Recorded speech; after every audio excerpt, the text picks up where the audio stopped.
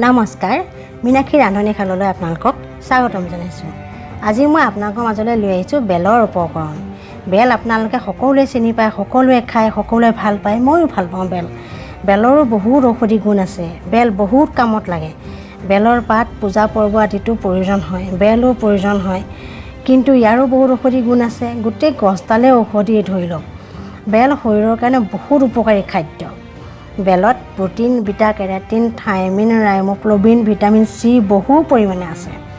পেটৰ সকলো বেমাৰী ভাল কৰি দিয়ে, পেটৰ সকলো প্ৰব্লেমবিলাক দূৰ কৰি পেলাই, শৌচ খোলোচা কৰে। কঠিন শৌচ টান যে হয় সেই শৌচ খোলোচা কৰে, ঢিলা কৰি দিয়ে। ডায়েবেটিছ লোকসকলৰ কাৰণেও বেলপাত পিচি নিয়মিত খাব লাগে। চুগাৰ কণ্ট্ৰলত থাকে, খুব ভাল। ডায়েবেটিছসকলৰ কাৰণে বেলো খুব ভাল আৰু পাতো খুব ভাল। দিনে দুবাৰকৈ খাব লাগে। এনিমিয়াসকলৰ কাৰণেও বেল খুবেই প্ৰয়োজন। তেখেতসকলে পকা বেল গাখীৰৰ লগত খাব লাগে, লগতে মিচিৰি দিব লাগে।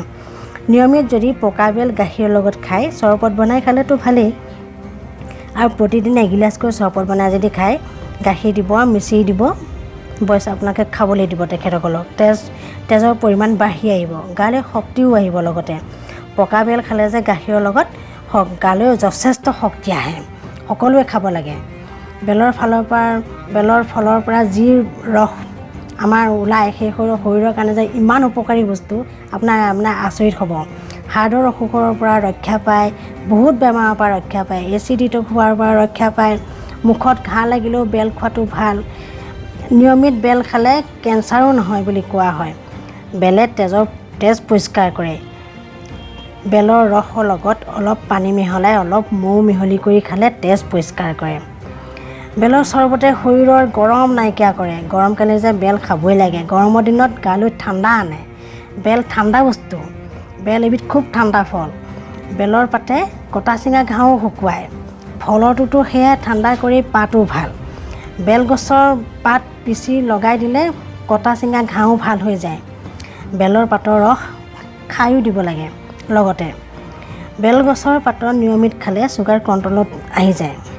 পাতটো খাব লাগে বেছিকৈ। বেলটোতো খাব লাগিলে পাতো খাব লাগে। বেল এবিধ সুস্বাদু, সুগন্ধি, শক্তিদায়ক ফল। কেঁচা আৰু পকা বেলতকৈ আধা পকা বেল অতি উপকাৰী। বেলৰ ওপৰত টান খোলাটো বাদ দি ভিতৰত থকা মাংসৰ অংশ এৰুৱাই তাক শুকুৱাই থ'ব পাৰি। শুকুৱাই থৈ দি সেই গুড়ি কৰি পেলাব পাৰি নহয়। এই গুড়িবোৰ এচামুচ যদি আপুনি ৰেগুলাৰ খায়, পানীৰ লগত মিহলাই, গৰমৰ দিনততো ভালেই, গৰম কৰি ভালেই, ঠাণ্ডা দিনতো খাব পাৰি। সেইটো গৰম পানী মিহলাই ল'ব আপোনালোকে গুড়িটো, আৰু বহু বেমাৰৰ পৰা সকাহ পাব। এনেদৰে নিয়মিতকৈ খালে খাদ্যনলীত যে HIV হয়, তাৰ পৰাও আক্ৰমণ প্ৰতিৰোধ কৰিব পাৰে। গতিকে বেল খাওক। বেলত বহু পৰিমাণৰ ভিটামিন আছে। আপোনালোকে বেলৰ খোৱাটো চৰবত বনাই খাব, বেল এনেই খাব, মুঠতে খাব। বেলৰ চৰবত মই আজি বনাম বাৰু। কেনেকৈ বনাওঁ আপোনালোকে চাব। গাখীৰৰ লগতো খাব পাৰে, এনেও নেমু দিও খাব পাৰে, কিন্তু বেলটো আজি চৰবতটো মই কেনেকৈ বনাম আজি চাবচোন। মই বনাওঁ। মই প্ৰথমতে এটা বেল লৈছোঁ। এটা বেলেই মই বনাইছোঁ অলপমান। আজি একেবাৰে ৰাখি থ'বৰ কাৰণে বনোৱা নাই, এতিয়াই খাম। বেলটো টান, এইবোৰ সম্পূৰ্ণ নপকিলেই বেলটো, গতিকে এইটো ভাঙিবলৈও এতিয়া মই খুন্দা মাৰি ঢালে মৰিয়াইছোঁ আৰু। খুন্দা মাৰি ঢালে মৰিয়াই এতিয়া কটাৰীখনে ভাত মেলিছেগৈ। ভাঙি প্ৰায় ধুনীয়াকৈ আপোনালোকে যেনেকৈ ভাঙে আৰু সেইটো মৰিয়াই ভাঙি লৈছোঁ। এইটো ফাটিলেগৈ। এতিয়া ফাটি পেলাই আমি গোটেইখিনি কাঁহীখনত উলিয়াই পেলাম। চামুচেৰে উলিয়াম। সম্পূৰ্ণ যে নপকিলে, আচলতে বেছি পকা বেলতকৈ আধা পকা বেলটোহে বেছি ভাল। এইখিনি গোটেইখিনি আমি চামুচেৰে ইয়াত উলিয়াই ল'ম। সম্পূৰ্ণ পকা নাই নহয়, গতিকে আমি আধা ঘণ্টামান পানী দি তিয়াই থ'ব লাগিব। এটা বেলত আধা লিটাৰ পানী দি আপুনি আধা ঘণ্টামান তিয়াই ৰাখিব। আধা ঘণ্টামান তিওৱাৰ পাছত আমি সেই গোটেইখিনি চামুচেৰে খচিব লাগিব। পানী দি পেলাই ভালদৰে খচিব লাগিব বেলখিনি। এটা ঢাকি থৈ দিছোঁ আধা ঘণ্টামান। আধা ঘণ্টাৰ মূৰত আকৌ এয়া উলিয়াই ল'লোঁ। উলিয়াই লৈ চৰিয়াটোতে মই চাকনিখনৰ ওপৰত দি চাকি বনাম। আপোনালোকৰ সৰু চাকনিত চাকিলেও হ'ব, মুঠতে হাতেৰে ভালদৰে খচি ল'ব, এইখিনিতে।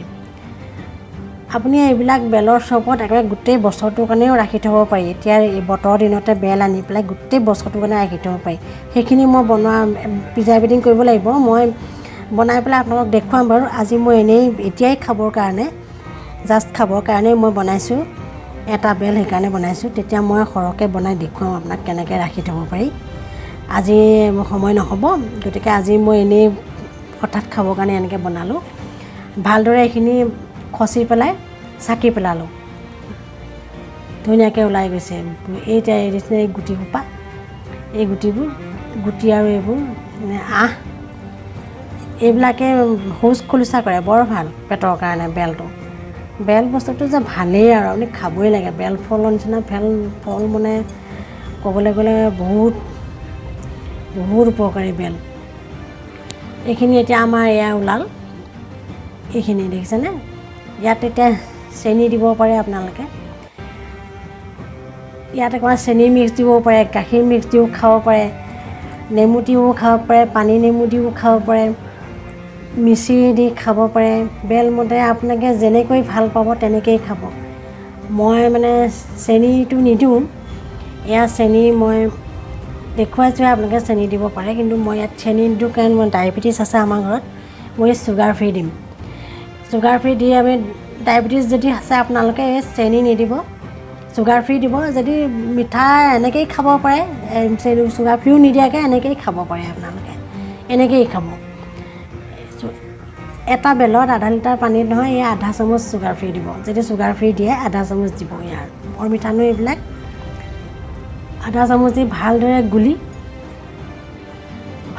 গুলি ল'ব। গুলি পেলাই গিলাচত বাকি আপোনালোকে চৰবত বনাই, এতিয়া আমি 3 গিলাচ হ'ব, এটা বেলত 3 গিলাচ চৰবত হ'ব। ধুনীয়াকৈ আপোনালোকে বনাব পাৰিব আৰু খাব। ইয়াতে আপুনি অকণমান গাখীৰ দিব পাৰে, মই আৰু পানীকৈ দিম। আধা গিলাচ বেলৰ চৰবতত আধা গিলাচ গাখীৰ দি আপুনি ল'ৰা ছোৱালীবোৰক খুৱাব, খুব ভাল। সিহঁতে ল'ৰা ছোৱালীবোৰে গাখীৰ দি খালে খুব ভাল, শক্তি আহে গালে। গাখীৰ আৰু বেল দুটা মিক্স হ'লে যে ডাঙৰ শক্তিদায়ক হৈ যায়, বৰ ভাল টনিক আৰু এটা। গতিকে ল'ৰা ছোৱালীবোৰক গাখীৰ মিক্স কৰি মিচিৰি দিব, চেনিৰ ঠাইত মিচিৰি দিব, তেখেতসকলক খাই বৰ ভাল পাব। মানে গালে তেজ আহে। ইয়াত দেখিছেনে, এয়া চৰবত হৈ গ'ল। এনেকৈ এতিয়া এইবোৰ থৈ দিব নোৱাৰি, খাব লাগিব আপোনালোকে। থৈ দিবলৈ হ'লে বেলেগে বনাব লাগিব, মই বনাই দেখুৱাম বাৰু আপোনালোকক কেনেকৈ থৈ দিব পাৰি। এয়া চৰবত বনালোঁ, এতিয়া দেখিলে আপোনালোকে। ভিডিঅ'টো চাই আপোনালোকে নিশ্চয় ভাল পালে। যদি ভাল পাইছে মোক লাইক দি দিয়ক, লাইক এটা দিয়ক। আৰু যদি ছাবস্ক্ৰাইব কৰা নাই ছাবস্ক্ৰাইবো কৰিব, বেল আইকনটো টিপি দিব। আৰু মই আকৌ পুনৰ নতুন ৰেচিপি লৈ আকৌ আহিম। আজিলৈ আহিছোঁ, নমস্কাৰ।